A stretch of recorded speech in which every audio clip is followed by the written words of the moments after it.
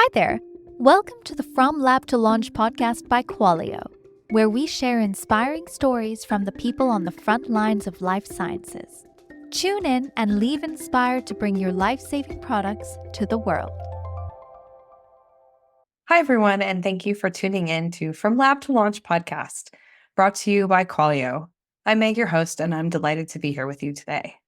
Before we dive into today's episode, we'd love it if you could take a moment to rate and share the podcast with your circle of science enthusiasts. And if you're interested in being a guest on the show, please check out the application in the show notes. Today, we're excited to welcome Dr. Sam Clark, CEO of Terran Biosciences and innovator of over 200 patent applications, an MD and a PhD from Columbia University and a bachelor's degree in neurosciences from MIT. Terran Biosciences is at the forefront of revolutionizing therapeutics, emphasizing the development and supply of GMP psychedelic compounds to researchers around the globe. Dr. Clark's mission to transform the landscape of mental health treatment, making significant strides toward better care and innovative solutions. You can learn more about Dr. Clark and Terran in the show notes. Let's welcome him in and let's get to it. Welcome to the show, Dr. Clark. Well, thank you. Great to be on. I'm really interested to hear about your journey from the world of academia to the world of neuropsychiatric therapeutics and Terran Biosciences. Can you share a little bit about your journey? Sure. So this all goes back to when I was younger. Growing up, there were a number of people, both in my immediate family and friends, who suffered from severe mental illnesses. And also then in my family, there's also severe dementias. And I really wanted to understand how the brain worked and to develop new treatments for those mental illnesses. So I went into neuroscience when I went to MIT, and then I went and did my MD and my PhD at Columbia. But it was really during that time that I found out that the treatments that we have available are just not that effective. And there haven't been a lot of new mechanisms really since the 1960s through the 1980s. The new drugs are largely just kind of smaller improvements on existing mechanisms. And so I founded Terran Biosciences with the goal of building a platform company that could make new transformational treatments for patients with neuropsychiatric conditions. I'm sorry to hear that your loved ones have been affected by those mental health conditions, but glad that it's inspired you on this path. And in recent years, there's really been a renaissance of sorts in the psychedelics for therapeutic purposes. From your perspective, what has led to these new treatments, investments, and momentum to consider psychedelic compounds in treating mental health disorders? So I think it's just a large amount of new data that's really led to this renaissance. And the thing is that in the past, think about it, in the 1980s, MDMA was already being used for psychedelic-assisted psychotherapy for post-traumatic stress disorder.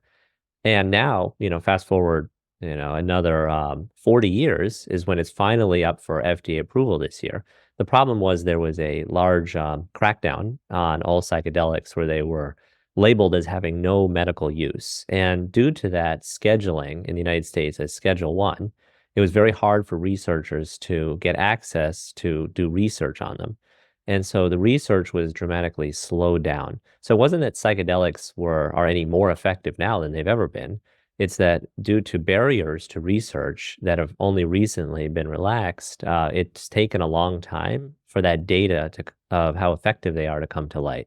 But now that has come to light, we have multiple psychedelics with breakthrough therapy. Psilocybin and LSD both have, the breakthrough designation from FDA, and MDMA is already been submitted for clearance. It's amazing that it can take 40 years when it's going slow, but 40 months when those barriers are lifted. It's a much different story. Yes. So thinking about navigating the field of neuropsychiatry, and it has its unique set of challenges, especially when introducing novel therapeutics. What do you see as the biggest hurdle in bringing new treatments from research to reality, and how is Terran addressing this? So one major hurdle is that a large number of new compounds don't make it through what's called phase 1, initial human testing. So when you develop a new compound, you have to then show it's safe in animals, and then you have to show it's safe in humans. Most are found to have some sort of toxic effect before they get to humans. And then from that, the bulk don't make it through the first phase 1 trial. So it's actually quite hard to bring molecules that may initially show some sort of antidepressant effect in an early animal model, actually get that to humans and it actually be safe and effective. And then finally, you have to remember that even if that molecule may seem to be effective, it has to be a developable drug. And what that means is it has to be able to be manufactured at scale where you can distribute this worldwide to everyone who needs it. Many molecules may appear promising in research, but they're unstable. They can't be stabilized. They can't be turned into a pill. Things like that can, in addition to safety issues, can eliminate the bulk of drugs, and that makes drug development very, very risky. So what Terran does is we actually have a dual approach here. And what we do is our goal is to do two things. One, bring transformational treatments to patients. And two, to bring affordable. They have to be affordable medications as well. And so what we're doing is leveraging the FDA's 505(b)(2) pathway. And what that enables you to do is take existing data sets from phase 3 trials that have already been done that show drugs like psilocybin, MDMA are effective. And after the first drug gets approved, 5 years later, you can bring your own drug to market, not have to repeat those trials, and get that on the market where it brings costs down for patients. So that's the cost saving part. Then the addressing that first part, what about what about all these drugs that are unsafe, unstable? The way we do that is we target existing drugs and then we improve them for patients. For example, MDMA is a drug that often has to be redosed in the middle of therapy because it's so short acting. So Terran developed what's called a prodrug. And what that is you take the original molecule, you attach a little side chain to it. That side chain falls off in the body and releases just a normal MDMA, but it improves the pharmacokinetics significantly. And that's also eligible for the 505(b)(2) path usually. And so what that means is we've created the world's first long-acting MDMA with a prodrug, where it can go theoretically the whole therapy session without having that redose. We've done similar work with psilocybin. We've improved DMT, making the world's first truly orally active drug that can be ingested, pill format, and is orally active. Same with 5-methoxy-DMT, two drugs that previously had to only be smoked or injected or use other methods of administration that couldn't be placed in a swallowable pill. So it's by leveraging these innovations that we bring improved versions to market for patients, but also leverage the 505(b)(2) path so that we don't have to repeat trials that have already been done, accelerating development and bringing cheap, affordable meds to patients. I think that's such an important concept too in the drug development is making sure it can actually get in the hands of patients who can use them and afford to use them and take them when they need them. So that's a great approach. I love that you were speaking about safety and effectiveness. We're curious about your approach to quality management since we provide an EQMS at Qualio. Given how important it is to maintain the purity and consistency of the psychedelic compounds for research and therapy, could you share about your quality culture at Terran Biosciences? We'd love to hear about practices you've adopted to ensure top-notch standards. Oh, absolutely. And quality is actually something Terran takes very seriously. And it's one of those things that, people don't talk about as much as you might be aware. When I first founded Terran, I didn't know much about, quality management and, what that role was.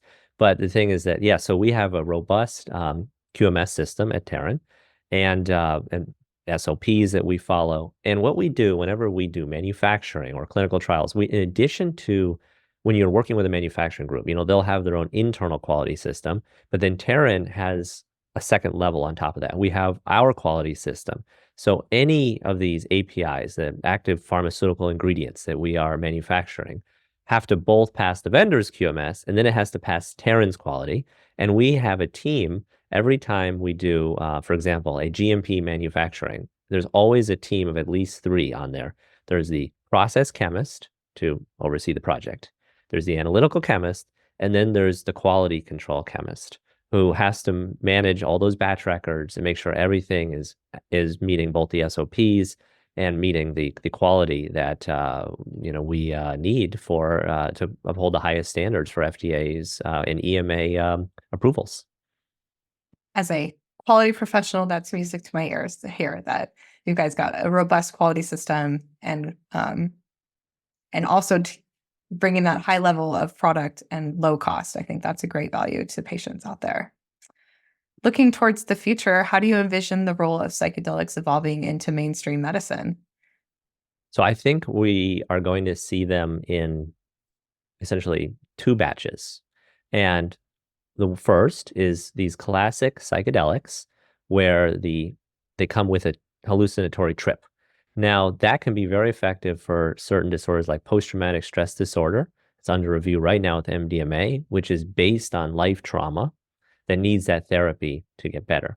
But there is a downside potentially to the trip that may slow a widespread rollout for other psychedelics like psilocybin or LSD. And that is that for treating disorders like anxiety or major depressive disorder, we know already in the literature those can respond to drugs alone without the therapy component. But the trip being so long, 6 hours for psilocybin, up to 12 for LSD, poses a potential barrier to patient adoption because of the cost and time required. Not everyone has time for the trip. Not everyone has the cost to pay doctor. A doctor has to be there the whole time. And so one thing at Terran, so in addition, we do manufacture the classic psychedelics for 505(b)(2) pathway, so we get them on the market, cheap and affordable, for DMT, 5-methoxy, DMT, LSD, MDMA, and psilocybin, all of the major psychedelics. But then, as the second wave, Terran has found that you can combine a psychedelic with a selective serotonin receptor blocker that removes the trip. And we're developing what we hope to be ultimately a take-home medication for disorders like depression, anxiety that have the same therapeutic benefit of the psychedelic without the trip. And we just showed the first human data that the mechanism of which psychedelics can rewire the brain is fully intact, even in the absence of any trip. That was inventions then that we licensed from major universities, and we're very excited to develop that forward to improve patient access to having the potential power of psychedelics without having to have the time commitment and all of the effects of the trip that can limit access for some patients. Are there any specific areas or disorders beyond neuropsychiatric disorders that you see where you could have impact? Yeah, so Terran's development programs have been very active in the metabolic space for diabetes and for obesity. And Terran has been working on a number of different peptides in the space for the treatment of obesity and as well as different metabolic disorders. And so Terran not only has we don't just do psychedelics and traditional neuroscience, but we have a very robust medicinal chemistry team designing these new molecules and improvements. And so those improvements that we're able to make are not just limited to neuropsychiatry, but also to we're able to bring them and bridge into other areas where it can benefit patients as well. We're very excited to be expanding into those areas now. That's very exciting to be increasing patient access and increasing the amount of disorders and neuropsychiatry and all of that you can treat. That's really amazing. We spoke to it earlier in your intro. You have over 200 patent applications under your belt, and you're a leading figure in the proper protection of IP in neuroscience. How do you balance the need for innovation with the ethical considerations of patenting in the field of medicine and therapeutics? Oh, absolutely. So it comes, I think, when we think about ethical considerations in patents, that comes down to two things. One, every major innovation, new drug launched, usually there's some patent protection that is put in place to reward the developers and incentivize innovation. Without any patents in the space, I don't think we would have any new drugs developed. And for example, just everyone has a smartphone. The technology in the different smartphones are protected by a number of patents. So patents is something that is essential for the development across the landscape. Now, here's where it can get tricky, is that some groups use patents or less ethical patent practices to dramatically extend protection on drugs far longer than they were intended to do through creation of what's called patent thickets and also the 30-month stay of 505(b)(2) applications. And what that means is, let's say you have a drug that's off patent, in which case the FDA gives you your 5 years of exclusivity to your data. But after that 5 years, a company like Terran could come in, reference that data, and get a cheaper, more affordable drug on the market for patients. And that's what we intend to do using 505(b)(2) for many pathways. But there's a loophole that's been exploited. And that loophole is called the 30-month stay in the Orange Book. And what that means is if a company has even a single patent on that drug, and there's a question of whether, somebody else is potentially infringing at all on that patent, they can file a lawsuit and get a 30-month stay that stops the generic drug from getting in until the courts decide. And the loophole is that many companies have been accused of potentially filing those stays when they know no one is infringing the patent in the first place. So Terran has proactively anticipated that because of the many, big biotechs don't like it when other groups bring generics on, although we love it because it's good for patients, that we have proactively filed lots of different salt and polymorph patents. That means that to ensure, as there are patents on the forms of the drug that are developable, to ensure that no one can get those secondary patents and use them to block us from bringing what is essentially generic or 505(b)(2) drug to the market in 5 years, because if we own the patent, they can't use it in the Orange Book to block us for another 5 years, 30 more months, so 6 years. So the idea is that we're taking these proactive approaches to not only lock down the main IP, but also additional IP that people could have otherwise used to try to get those extensions of 30 months would not be possible now with the strategies we've taken. Love that proactive approach. That's really smart. Congratulations on all those patents too. That's no small feat, filing 200. Thank you. So. Well, they're not all granted yet, but we have filed them. And part of the benefit of filing is, that, you get your ideas out there, and even if they're not finally granted at the end of the day, no one else can use that idea to block you and block the 505(b)(2) path. Yeah, that's some great defense or offensive defense almost. So I love that. Finally, for our aspiring scientists and innovators listening to this podcast, I'm sure they've got lots of ideas now listening to all of your different approaches you've taken by quality and patents. What advice would you give those looking to make a significant impact in the fields of neuroscience and neuropsychiatric treatment? Okay, so for people, it depends. In the science field, in academia, I would say just keep pushing forward your inventions and work with your university tech transfer offices to patent them. Because sometimes what we found in the academic field is academics, they don't have the education usually on IP and patents. So they say, okay, well, if I have a great invention, I'll just publish it. But often if an invention is just published in the public domain, it loses that ability to get funding for development. We like it when people patent their inventions so that we can come and license them, and then everyone gets rewarded. The academic who invented it gets royalties. The university that set up that whole system to make that invention also gets milestones and royalties. And so everybody benefits, and the patient benefits because now it's patented and it can get the money required for development.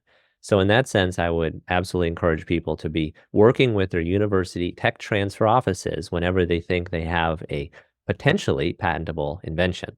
That's the first. And then, in the biotech field, for people that are founding companies, pushing things forward, I would give the advice, stay very hands-on in development.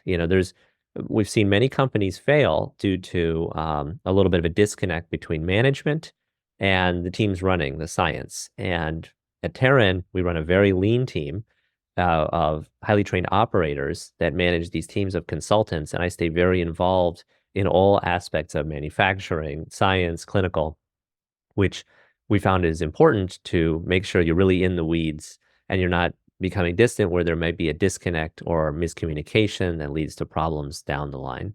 And then the last piece of advice I'll give on that is just you have to be outcome independent in your own internal mental state. If you think about all the things that, all the stress that, that people can think over the years, none of that changes the outcome. So you really have to be outcome independent as you approach these things in a logical manner. And that's what you need to really maintain the focus to get these drugs developed for the long haul, which is really, it's a marathon, not a sprint. Yeah. That seems to be the theme of the question I ask around here is stick with it and resilience and all of that. It's I like that. It's a marathon, not a sprint. It's a good way to put it. Our last question to close us out today is more of a fun one we like to ask each of our guests. If we ran into you at a bookstore or your local library, in which section would we find you? I really like biographies and learning about what other innovators have done, what other companies have done, what's worked, what hasn't. Is you get an opportunity to learn from some of the greatest minds in the world and the past of, what are some of the things people did that, created the world that we live in today.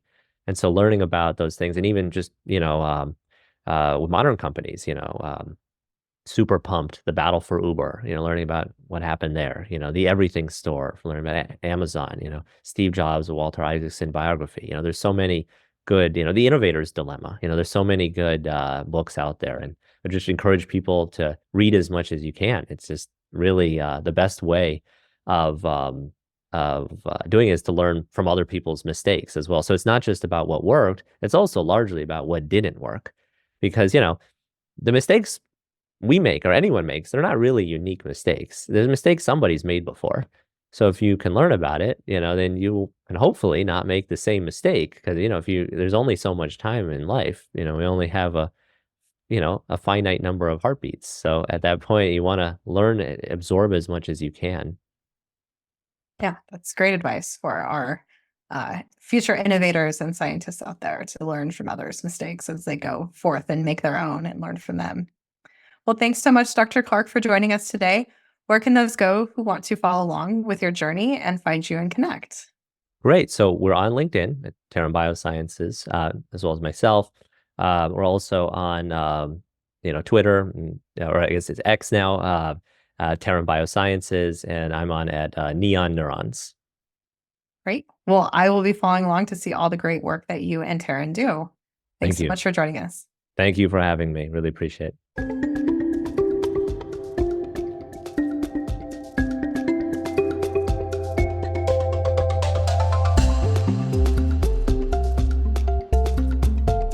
Thank you for listening to this week's episode of From Lab to Launch, brought to you by Qualio. If you like what you've heard, please subscribe and give the show a positive review. It really helps us out. For more information about Qualio, our guest today, or to be a guest on a future episode, please refer to the show notes. Until next time.